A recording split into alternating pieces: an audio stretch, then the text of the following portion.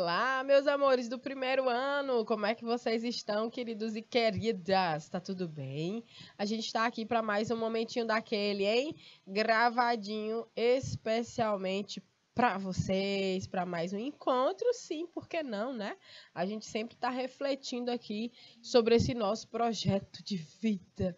Eita, professora, que às vezes eu penso e meu juízo fica rodando. Eu não sei se é isso que eu quero, se eu não quero. Calma.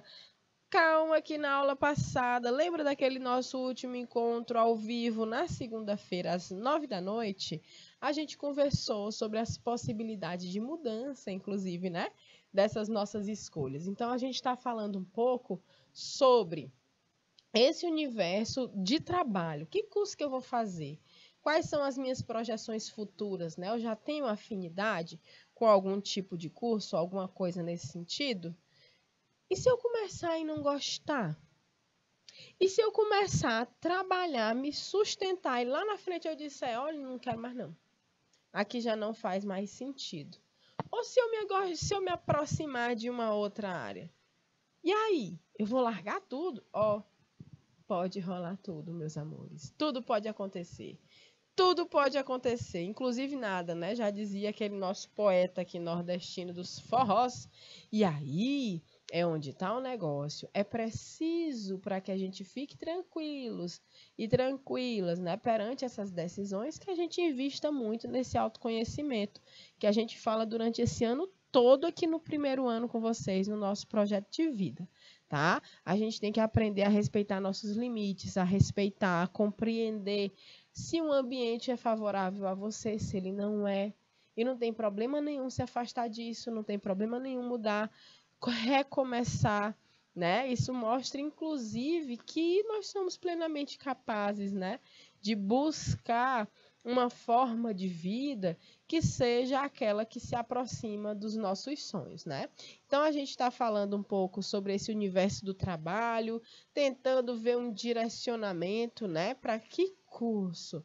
Mas a gente vai só conversar mesmo, aqui ninguém vai sair já com certeza ou vai descobrir nessa nossa aula que quer ou não quer aquilo, tá? Mas essas primeiras impressões, essas reflexões iniciais, é sobre isso, esse convite a essa nossa aula de hoje. Então, vem comigo nos nossos slides para a gente poder dar seguimento a essa compreensão desse universo do trabalho. Vem comigo aqui, olha só. A gente está na nossa aula de projeto de vida comigo, professora Amanda.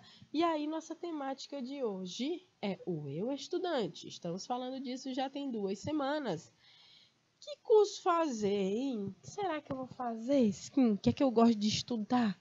Às vezes eu acho que eu nem gosto de estudar. Tem gente que é assim, né? Mas se eu contar uma coisa para vocês, que quando a gente acha o que nos interessa, o que nos provoca curiosidade e o que a gente faz achando massa, estudar é a melhor coisa do mundo. Estudar é sempre muito bom, gente. É muito bom você sentar em qualquer lugar ou ficar em pé mesmo e alguém puxar qualquer assunto e você tá lá ligado em tudo. Você tem conteúdo, você tem compreensão do mundo. As coisas passam por nós quando a gente estuda e a gente critica, a gente reclama, a gente transforma. Só conhecimento transforma, só a educação muda as nossas vidas, né? Então, é necessário que a gente se eduque. E educação não é só buscar lá o índice lá do livro, de qualquer coisa, para buscar aquele conteúdo que está no livro, não. A educação vai muito além disso e a gente já sabe, né? A gente conhece essa nossa educação. A gente conhece porque a gente conversa sobre ela aqui no nosso projeto. Então, olha só. Lembro que no nosso último encontro, nós estávamos aqui falando sobre essa automação do ambiente de trabalho. Tá? A automação do trabalho é quando, né, você tem a presença, né, de maquinarias, de softwares, de algum produto que vai substituir a mão de obra humana em sua maior parte. Né? Então, essa automação do trabalho, ela traz impactos, mas ela já acompanha a gente há um bom tempo. Eu mostrei umas imagens na aula passada que mostravam a linha de produção de carros, né, cheio de máquinas, talvez exista uma única pessoa para operar todas aquelas máquinas ali, para programar e ok. Então, é interessante porque é mais econômico, né, para os empreendedores, principalmente. Para quem está lá na roça, para quem está na agroindústria, onde é que você vê mais uma pessoa arando a terra? Tem não, amigos e amigas. O negócio é no trator. Uma pessoa sozinha, ó, vai levando um tratorzinho e volta, e vai e volta. Pronto, isso é automação do trabalho, né? Então, antes eu tinha aqui 50 pessoas arando minha terra, hoje eu tenho um trator e um cara que pilota, dirige, sei lá como é que fala, quando é com trator, né? Que tratora lá a sua terra. Então, olha só, preste atenção que isso é interessante, melhora e aumenta a produtividade, tira o risco de ter falha, né? Porque nós humanos falhamos geralmente, sobretudo quando o trabalho é muito repetitivo, né? Você fica ali repetindo aquela mesma coisa, uma hora teu juízo buga e aí dá ruim, né? E aí não dá certo. Então tem a falha humana, que é um fator considerável quando se automatiza qualquer tipo de atividade. Tá? Então vamos ver quais são os impactos. Olha só. Aumento da produtividade, redução de custos e do tempo de produzir. Então, esse primeiro impacto é um impacto positivo, né? Nem todo impacto é negativo, não. Tá certo? Nem todo impacto é negativo. Tu imagina, por exemplo, que antigamente existiam vários funcionários para operar dentro de um banco. E hoje em dia a gente consegue chegar em vários pontos da nossa cidade e a gente saca o dinheiro, a gente deposita o dinheiro, a gente transfere dinheiro, a gente confere extrato, a gente não precisa falar com uma pessoa. A chegada dos caixas eletrônicos, eles botaram muita gente aí, né, na berlinda com essa história do seu emprego. Então, há um aumento na produtividade, há redução de custo, no tempo de produção, mas às vezes também tem impactos negativos, né? Como demissões em massa, como falta, né? Já não gera tanto emprego e renda, enfim.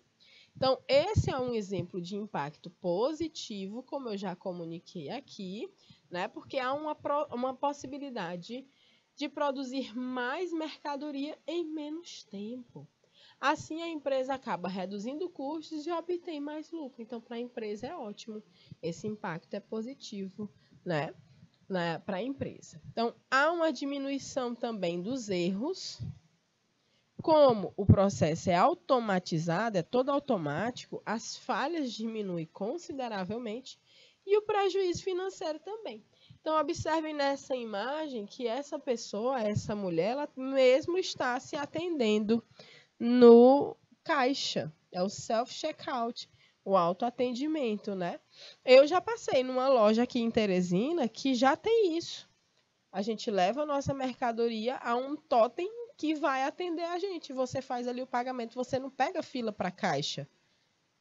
Né? Então, imagina, se ela pagava 6 pessoas para ficar no caixa, hoje ela paga 3 e tem mais 3 máquinas.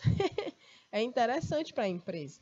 Né? Mas a gente precisa ver os impactos também que são negativos, sobretudo os impactos que têm relação, ó, com essa imagem aqui. Então, observando essa imagem, vou botar aqui uma questão, hein? As questões coringas que acontecem aqui no meio da nossa aula. Observe a imagem. Presta atenção no que esse robô está fazendo. Presta atenção na postura dessas pessoas que estão saindo, né? Tem 2 pessoas saindo, uma sendo abordada, né? Então, observe essa imagem e aponte suas impressões. Aponte suas impressões acerca da automação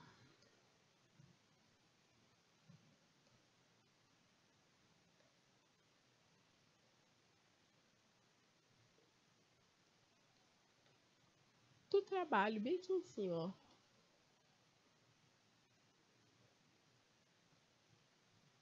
na imagem.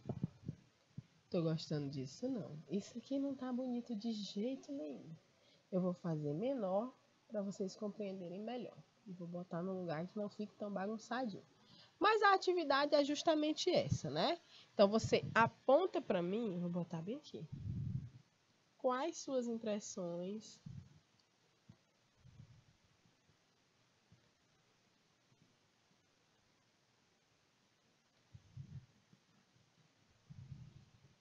acerca dos impactos ou do impacto da automação do trabalho na imagem.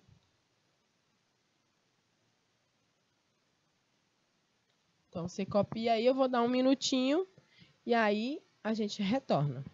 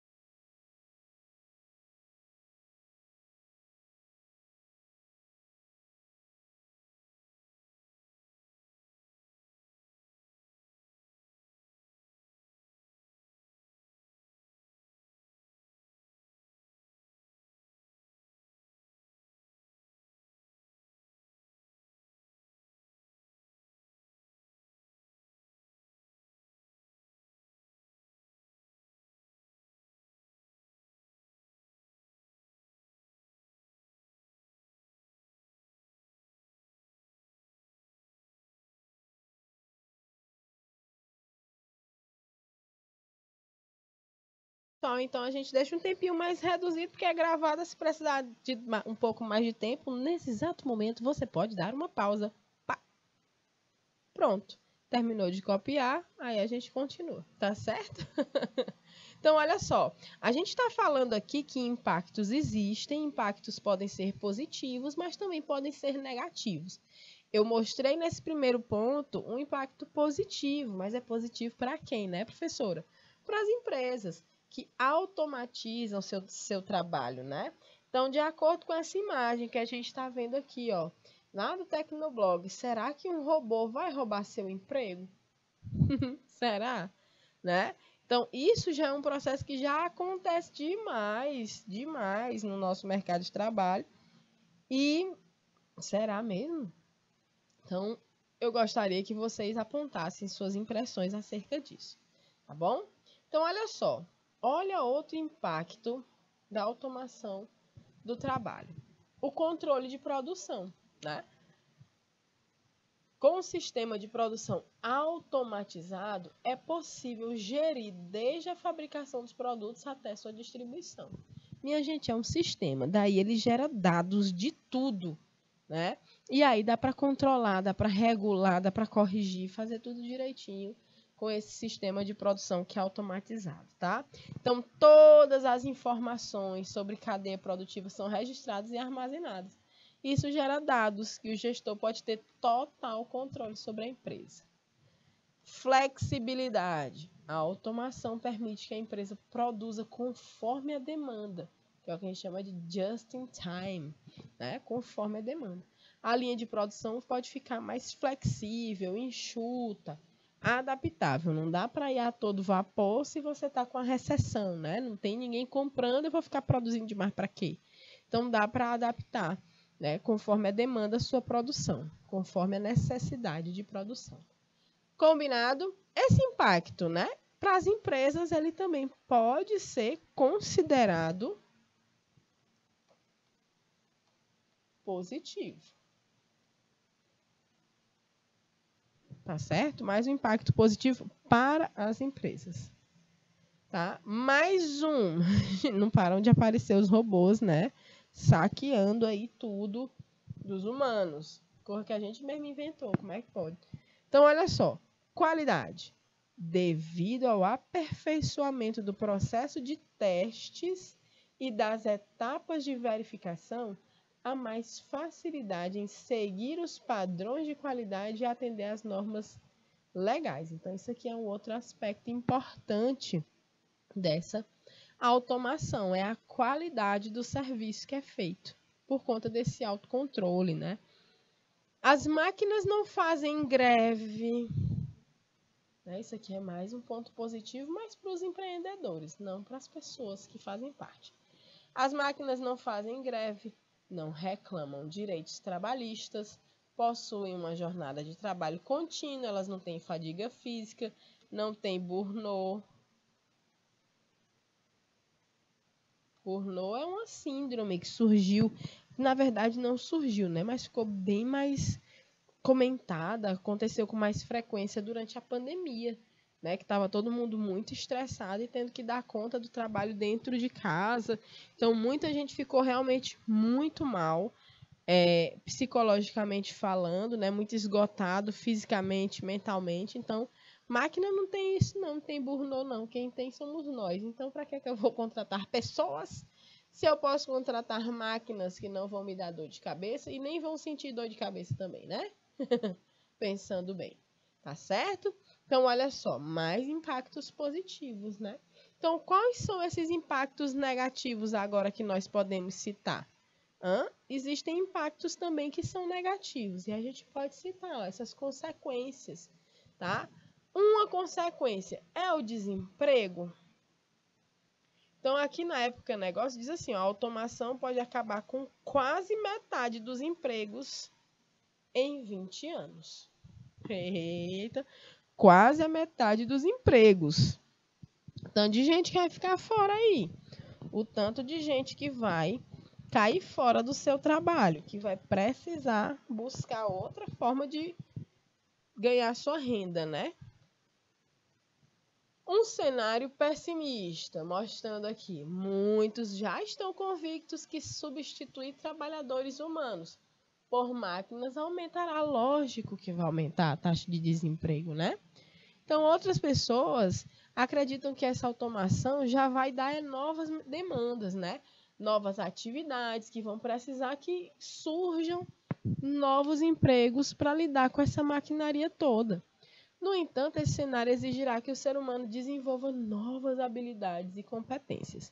Vocês lembram que a gente fala sempre dessas habilidades, dessas competências que a gente precisa desenvolver e que a gente já desenvolve algumas nas escolas, mas que, de acordo com essas situações que estamos conhecendo, né, de automação, por exemplo, isso aí vai pedir que a gente se familiarize um pouco mais, né, crie, conquiste essas novas habilidades para a gente ter um pouco mais de condições, né, de lidar com essas tecnologias. E aí a gente vai trazendo um fato aqui para vocês, né?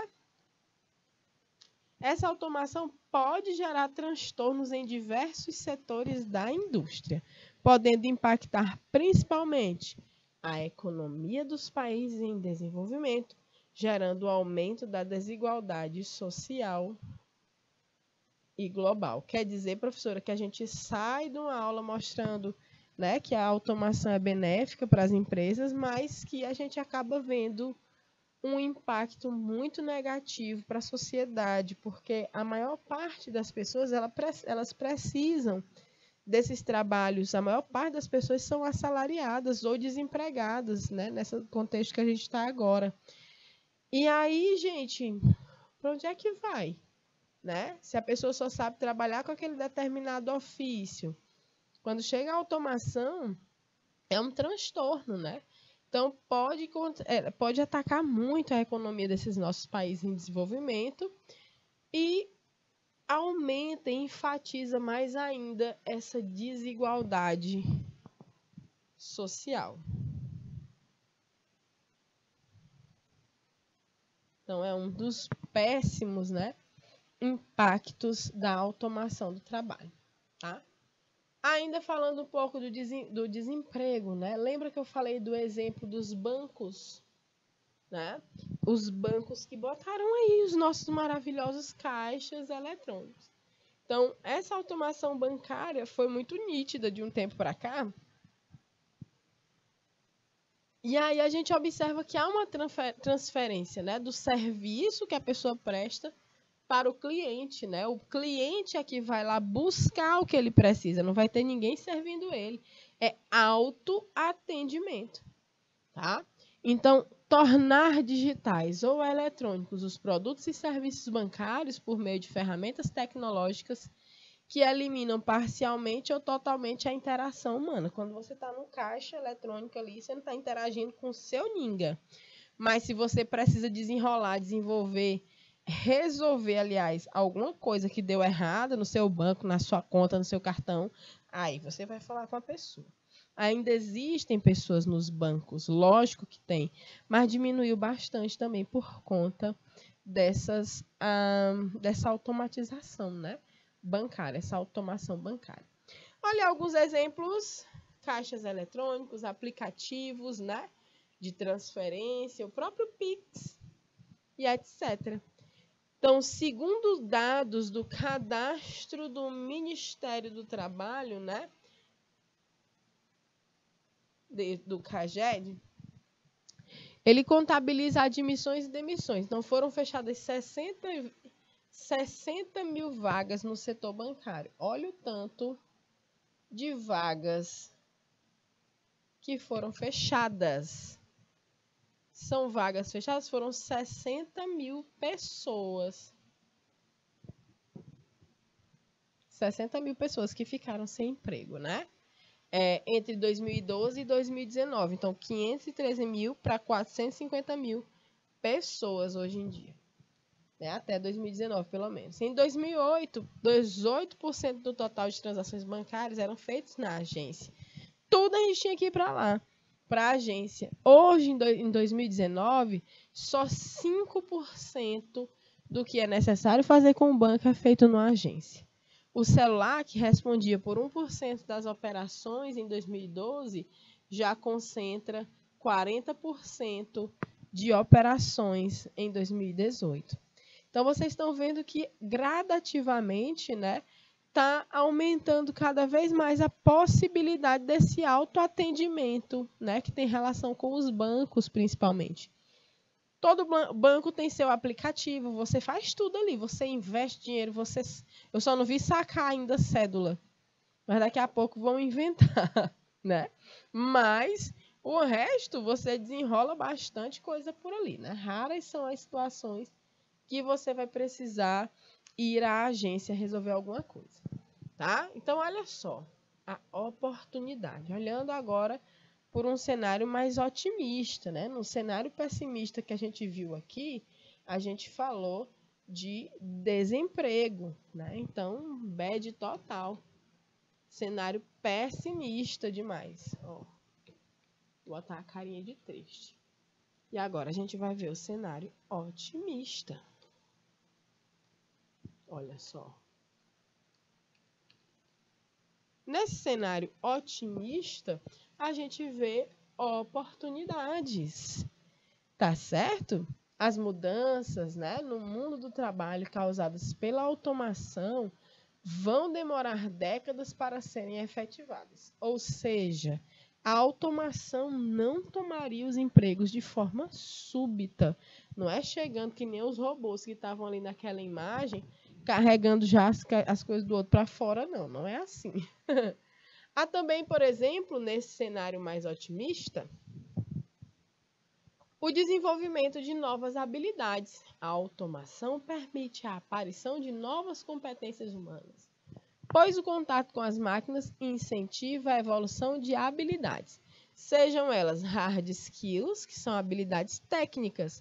Por exemplo, quando você faz um cursinho, um treinamento, isso é uma habilidade técnica, você adquiriu esse conhecimento técnico, que é diferente das soft skills. Essas habilidades, elas têm relação com as habilidades emocionais, com as habilidades sociais que nós temos, né? A capacidade de liderança, autocontrole, por exemplo, são exemplos de soft skills, né? Habilidade com a fala em público, isso tudo é habilidade soft skill, tá? Então, os trabalhadores podem ser movidos para outras funções, ao invés de realizar a atividade que a máquina está realizando atualmente, eles cuidariam da própria máquina, adquirindo assim conhecimentos para reparos e manutenções dela. Tá certo? Então vamos adiante. Antes da gente pensar em mais transformações, então vamos fazer um balanço?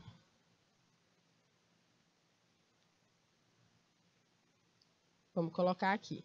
Entre os cenários, né, que a gente observou da automação, um cenário pessimista e um cenário otimista, tá? A gente falou de desemprego e a gente falou de oportunidade, tá? Entre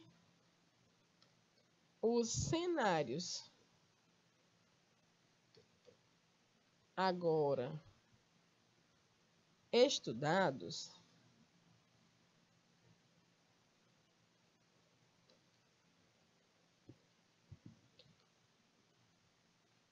qual lhe chamou mais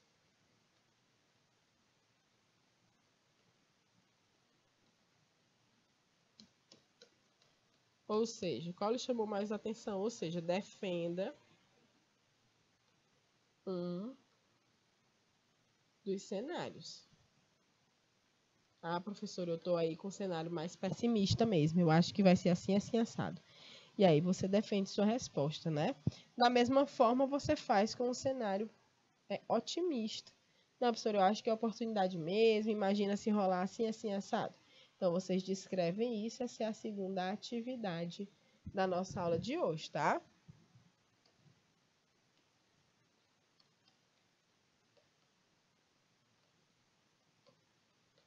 E além disso, eu quero que vocês pesquisem.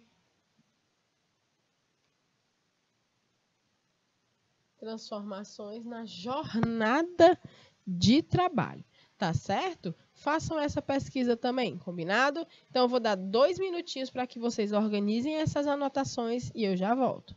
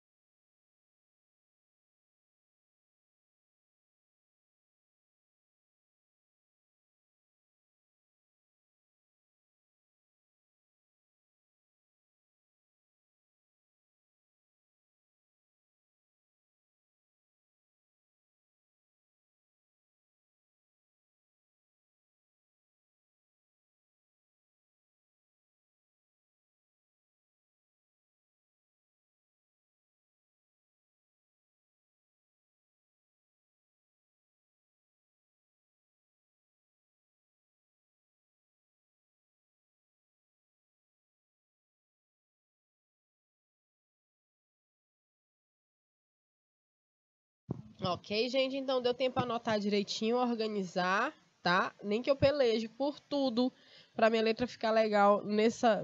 Não, não sou eu, é a caneta, eu já disse.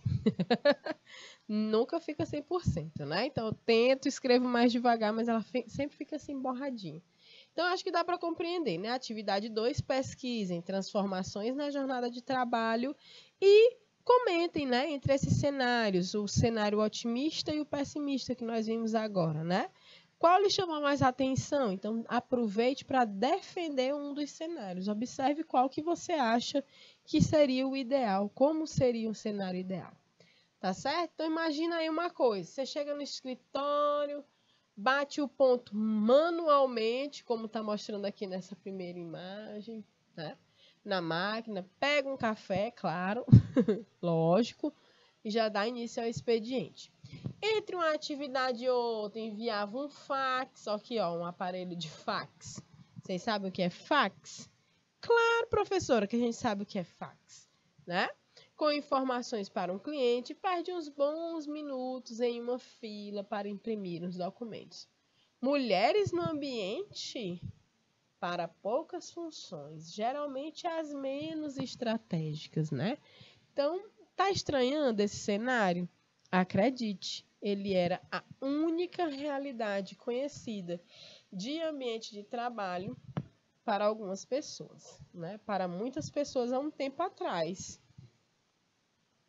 Isso não é um cenário tão longínquo, né? Isso é uma coisa que já mudou muito, eu acho que dentro de uns 30 anos, né? Já quase que o fax nem existe mais. Esse ponto aqui, Deus me livre, né? Hoje se bate ponto até pelo celular, tá? Então, nos últimos anos, essas mudanças ocorreram no mundo do trabalho. Bora conhecer algumas mudanças mais recentes, para a gente dar uns bizus aqui para vocês dessas mudanças que eu pedi que vocês pesquisassem, tá certo? Olha só, a primeira, que é bem interessante, a flexibilização da jornada de trabalho. Então, hoje a gente tem algumas oportunidades que dão para a gente um horário flexível, ou seja, o colaborador, colaboradora não precisa seguir um horário de trabalho pré-estabelecido pelo gestor, desde que ele cumpra a jornada diária. Então, se a pessoa quiser trabalhar só de noite, estou com insônia, vou cumprir minha jornada aqui na madruga, a pessoa pode fazer. Não, vou acordar cedinho e cumprir logo meu horário para me liberar para o resto do dia. Pode fazer. Poxa vida, hoje eu tenho uma consulta, tenho uma programação, não vou dar conta de trabalhar agora de manhã. Vou fazer só à tarde que eu tenho para fazer e cumprir minha hora. Pronto. Você fica à vontade para fazer esse horário flexível, né? No modelo mais antigo, mas que ainda acontece, né? Esses horários poderiam ser fixos, divididos em turnos.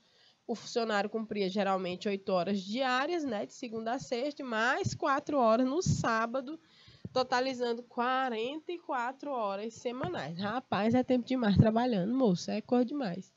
A gente devia ter, era 3 dias de folga, e aí estão querendo tomar nosso sábado, tá difícil, né? E aí, qual é a tendência atual? O que é que tem assim, o que é que está mudando, o que é que está sendo mais aceito?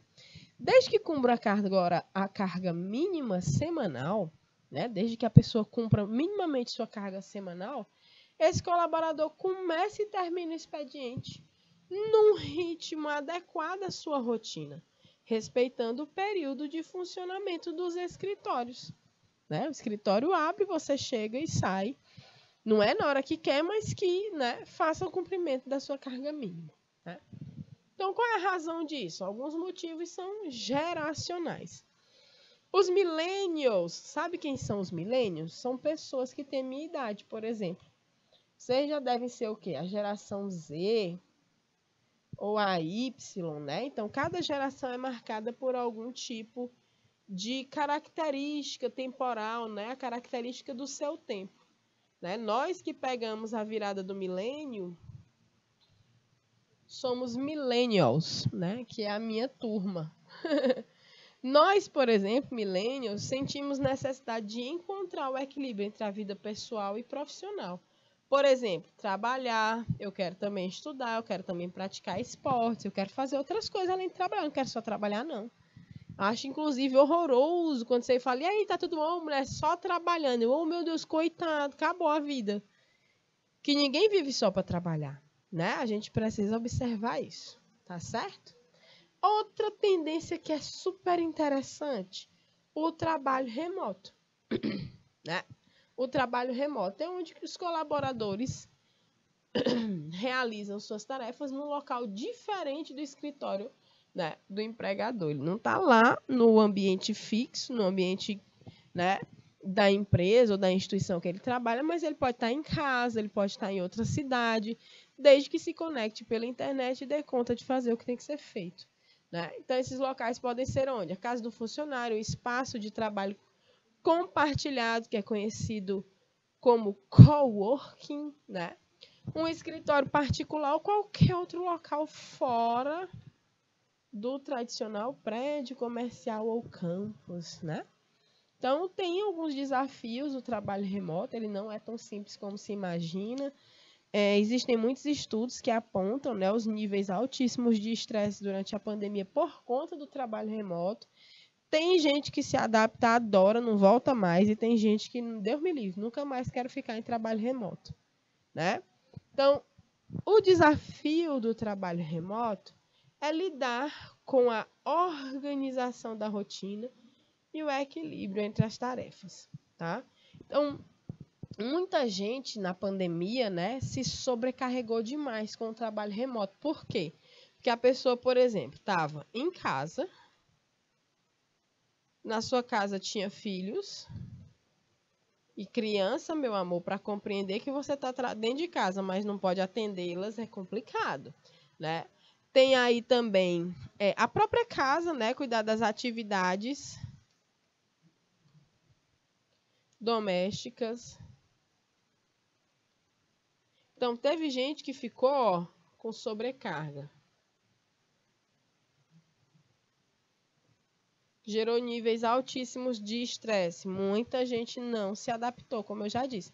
Em contrapartida, outras pessoas já adoraram. Eu conheço gente que não voltou para o trabalho presencial, ficou no remoto. Não volto presencial nunca mais, vou ficar aqui na minha casa. Né? Mas tem gente que está ali na pilha da casa, a casa tem muita coisa para dar conta, tem criança, nossa, é bem difícil. Né? Então, não curti muito o trabalho remoto por conta disso. Por exemplo, eu posso dar meu testemunho, meu exemplo. Quando a gente entrou na pandemia, né, eu precisava ficar muito tempo no computador e eu tinha um bebê e um menino no tempo, 6 anos de idade. Então, dentro de casa, eu não conseguia trabalhar, porque na hora que eu sentava, o maior chamava, ou na hora que eu ia tentar de novo, o bebê precisava mamar, trocar fralda, fazer qualquer coisa que não fosse o trabalho, né, remunerado. E aí era bem difícil, às vezes eu trancava a porta do escritório e eles ficavam batendo. Mãe, abre aqui! Quantas vezes eu estava dando aula que o meu filho passou assim por trás da câmera. Nossa, foi assim muito estressante. Isso pode parecer engraçado, pode parecer uma bobagem hoje, mas isso dá um estresse tão grande, porque quando a gente está nesse ambiente, né, nessa situação de trabalho, a gente está ali para oferecer um serviço. Ele tem que sair perfeito com excelência, né? Assim que a gente faz. Né? E aí, quando sai algo fora do controle, eu já fico estressada. E aí foi muito cansativo, né? Foi uma sobrecarga danada estar nesse meu ambiente, que é a minha casa, que era para me acolher, mas eu queria, pelo amor de Deus, que aquilo encerrasse, porque eu já não dava mais muita conta. Né? O isolamento, todo aquele medo da doença, o sobrecarga de trabalho, sobrecarga com a família. Nossa, era muita coisa acontecendo ao mesmo tempo. Então, eu não sei não, hein? Eu acho que eu não me adaptei muito bem, mas por conta disso, né? Dessas tantas demandas que a gente tem dentro de uma casa. E aí é isso. Não, e teve um momento, pessoal, que foi um problema de logística e materiais. Por exemplo, as crianças assistindo aula remota e a gente em trabalho remoto. Tinha hora que não tinha, nunca teve computador para todo mundo. Cada um tem seu computador? Não tem. Né? Mas ficava um com celular, com o meu celular, que eu precisava fazer outras coisas, outra com outro celular, o esposo com o computador, e às vezes meu computador achou de pifar e eu tinha que esperar. Menino, olha, uma confusão. Né? Então a gente observa que houveram muitas dificuldades. Quem vai relatar para vocês também, fala aí com os professores de vocês, para vocês verem como é que foi essa pandemia para professor e para professora. Foi um negócio com força. Né? E aí a gente vê aqui que esse trabalho remoto, ele tem alguns modelos, né? Tem o home office, que é quando o trabalhador ou trabalhadora tem a possibilidade de trabalhar em casa, cumprindo uma jornada diária. Tem o trabalho híbrido, que você vai, né, atua em casa, mas em alguns dias você dá um pulinho lá na sede da empresa, da instituição que você trabalha, e em outros, né, dependendo da produtividade, vai depender das situações. Então, o trabalho híbrido vai demandar, vai precisar que você dê um pulinho de vez em quando no local, tá? E o Anywhere Office. Então, algumas empresas inteiras podem ser descentralizadas para conquistar talentos de diferentes localidades e reduzir custos de manutenção e infraestrutura. O Uber, por exemplo. A Uber é a maior frota de carros do mundo inteiro e eles não compraram nenhum carro para eles, nenhum carro é deles, né? Então, você vê que é uma descentralização. A Uber, ela existe, mas ela está em todo canto hoje em dia, né? E isso reduz custos, porque os carros, as motos, não são da Uber, são dos motoristas e dos pilotos, né? E a manutenção, a infraestrutura, tudo disso aí, quem vai arcar com os custos não é a Uber. Se você bate seu carro fazendo uma corrida de Uber ou de qualquer outro aplicativo, né? Eles talvez nem se responsabilizem por conta, né, de realmente é um acordo que é feito, mas não é um acordo onde eles estão ali garantindo alguns direitos trabalhistas como nós temos, né, em outras situações. Então, para a gente encerrar nossa aula, tá? A gente vê aqui que as transformações no mundo do trabalho só começaram. Justamente por causa da evolução das tecnologias, novas demandas tendem a surgir, exigindo a atenção das pessoas para que se adaptem. O profissional do futuro é aquele que se reinventa sem problemas e busca incluir essas tendências em sua atuação antes que elas se tornem um grande desafio, tá? Então, para a gente deixar essas nossas profissões em evidência, né? A gente vai ver tudo isso aqui na nossa próxima aula. A gente vai deixar esse material e aí a gente deixa, né? Só passando aqui um pequeno spoiler. Eita, agora eu quero voltar e não vai dar tempo. Então, essas atividades que ficaram para vocês, tá? Deixa eu voltar aqui. Para a gente finalizar mostrando, né? Eu vou pedir que vocês procurem a atividade 3 para fechar, hein?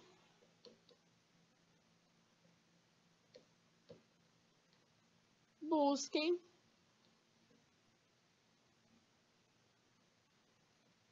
exemplos de profissões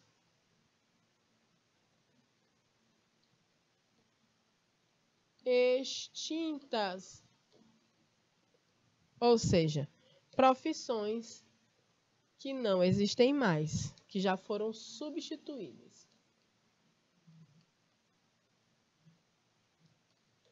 Certo, pessoal? Então, é um prazer sempre estar aqui com vocês para mais um momento de projeto de vida, esse bate-papo tão gostoso, né?